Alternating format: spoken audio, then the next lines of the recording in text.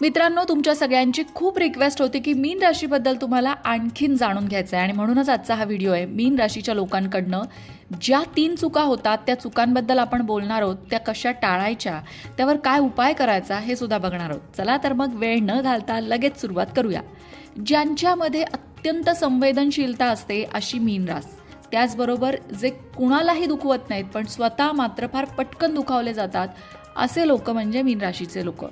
ज्यांचं मन अगदी सोन्यासारखं असतं पण समोरच्यांना मात्र त्याची किंमत नसते अशी रास म्हणजे मीन रास. अशा या साध्या भोळ्या सरळ मीन राशीकडनं कोणत्या चुका होतात बरं? त्यांच्याकडनं जी पहिली चूक होते ती म्हणजे पटकन समोरच्यावर विश्वास ठेवणं. अगदी कुणावरही ही लोक फार पटकन विश्वास ठेवतात, जी यांच्या आयुष्यात फार मोठी चूक ठरू शकते. मान्य आहे की तुमचा स्वभाव सरळ आहे आणि त्यामुळे तुम्हाला समोरची व्यक्ती सुद्धा सरळ साधी वाटते, पण असं नसतं.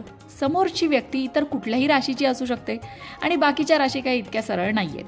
म्हणूनच कुणावरही विश्वास ठेवण्याआधी 10 वेळा विचार करायला हवा.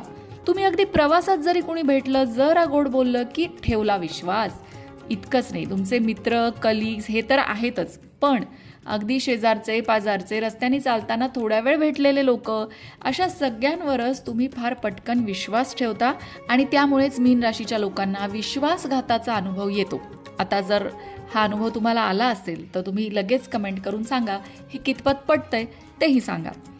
पण यावर उपाय आहे. काय उपाय आहे? कुणावरही विश्वास ठेवताना 10 वेळा विचार करायचा. डोळे झाकून कुणावरही विश्वास ठेवायचा नाही. सगळ्या गोष्टींचा पडताळा घ्यायचा आणि मगच समोरच्यावर विश्वास ठेवायचा. आता या गोष्टीसाठी आज झोपले, उद्या सकाळी उठले आणि लगेच तुम्हाला जमलं असं नाही होणार. याला प्रॅक्टिस लागते. सतत तुम्हाला तुमच्या मेंदूला सूचना द्यावी लागेल की मला कुणावरही आंधळा विश्वास ठेवायचा नाहीये. हे स्वतःला स्वयंसूचना ज्या म्हणतो ना, त्या सतत द्याव्या लागतील. तेव्हा कुठे ते तुमच्या डोक्यात पक्क बसेल आणि तुम्ही समोरच्यावर विश्वास ठेवताना 10 वेळा विचार कराल. आता तुमच्यापैकी बरेच मीन राशीचे लोक असे सुद्धा असतील की ज्यांना आयुष्यात वाईट अनुभव आले असतील आणि त्यातनंही ते आता शहाणे झाले असतील किंवा त्यातनंही ते आता शिकले असतील 10 वेळा विचार करायला.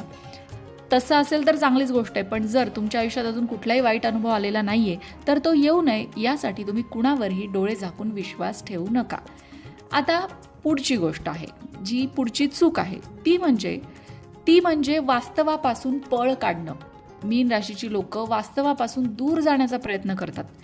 बऱ्याचदा मनोराज्यात रमणं किंवा दिवा स्वप्न बघणं किंवा आपल्याच विचारात, आपल्याच नादात असणं हे मीन राशीच्या लोकांच्या बाबतीत घडतं.